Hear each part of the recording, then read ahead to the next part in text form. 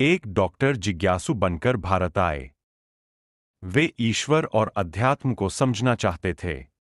इसलिए समय के पूर्ण गुरु महर्षि रमन के आश्रम में रुके। यहाँ डॉक्टर कभी महर्षि के व्याख्यान सुनते, कभी उनके सन्यासी प्रचारकों के सत्संग सुनते, कभी महर्षि के शिष्यों के साथ चर्चा करते, तो कभी अनुयायियों के अनुभवों में अपने प्रश्नों के उत्तर खोजते। परंतु उनकी आस्था पूरी तरह महर्षि में नहीं बन पा रही थी।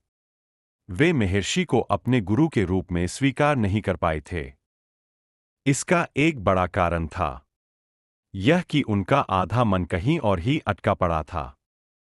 दरअसल उन्होंने कहीं से सुना था कि भारत के पहाड़ों पर सिद्ध महापुरुष सूक्ष्म रूप में गुफाओं के भीतर रहते हैं।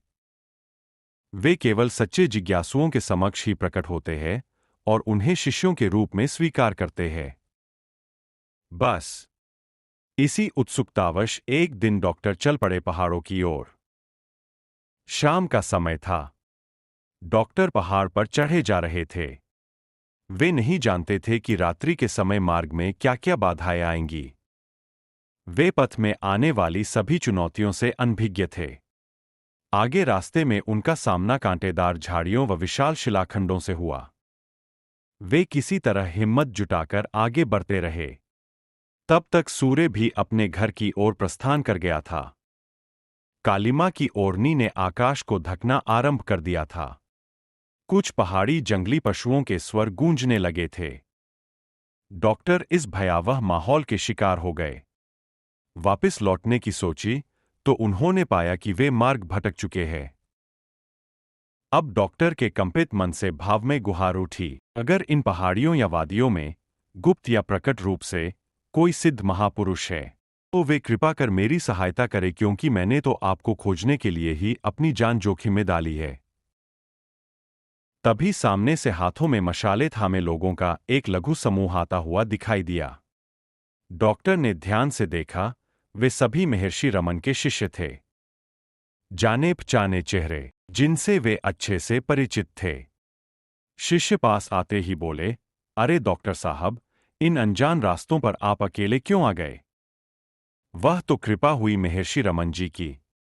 वे आज शाम से ही बार बार आपके विषय में पूछ रहे थे। जब आप आश्रम में कहीं नहीं मिले तो महर्षि ने हमें पहाड़ी की ओर जाने का संकेत दिया। साथ ही आज्ञा दी कि हम आपको अपने संग लेकर ही आश्रम में वापस लौटें। डॉक्टर ने राहत की सांस ली।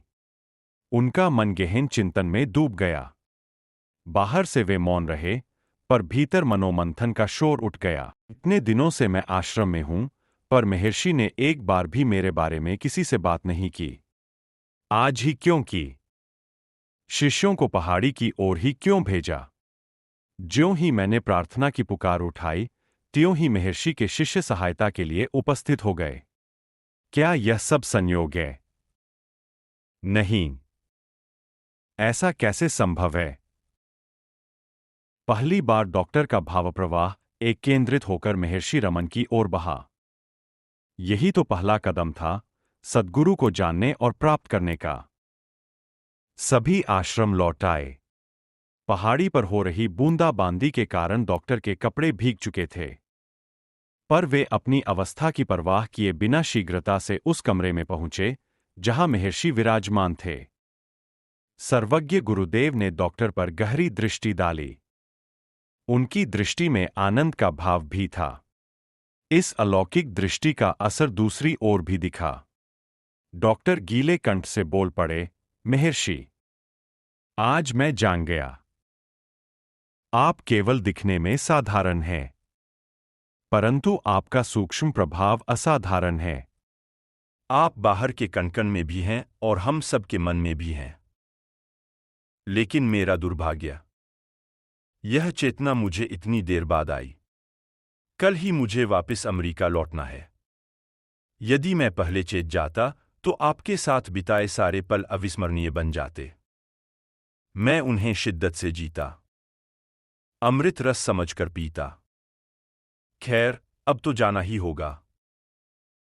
महर्षि नटखट मुस्कान के साथ तुरंत बोले, तुम कभी कहीं नहीं जाओगे। यह क्या? महर्षि के इन शब्दों ने डॉक्टर को पुनः भयभीत कर दिया। उनके माथे पर श्वेत बूंदें उभर आईं। उन्हें लगा कि सिद्ध पुरुषों की भांति महर्षि उन पर किसी सिद्धि का प्रयोग कर यहीं रोक लेंगे। इसलिए डॉक्टर तुरंत बोले, महर्षि, ऐसा कैसे हो सकता है? मेरी टिकट और पासपोर्ट बिल्कुल तैयार है। अमेरिका में मुझे कुछ जरूरी काम भी हैं। मुझे वापस तो लौटना ही होगा। महर्षि मंदमंद मुस्कुराते हुए बोले, डॉक्टर, तुम यहां कभी आए ही नहीं थे, इसलिए तुम यहां से कभी नहीं जाओगे।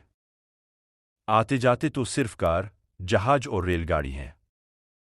तुम्हारा वास्तविक स्वरूप आत्मा है, जो सर्वव्यापी है, हर स्थान पर व्याप्त है। इसलिए वह न कहीं आती है न जाती है। क्या तुम अपने इस दिव्य अस्तित्व से मिलना नहीं चाहोगे? डॉक्टर अवाक रह गए। उन्हें शब्द नहीं मिल रहे थे। महर्षि के ये वचन खूब सटीक थे, सीधे डॉक्टर के अंतःकरण को भेद गए थे। साथ ही उनके भीतर पश्चात्ताप का भाव भी हिलोरे ले उठा था।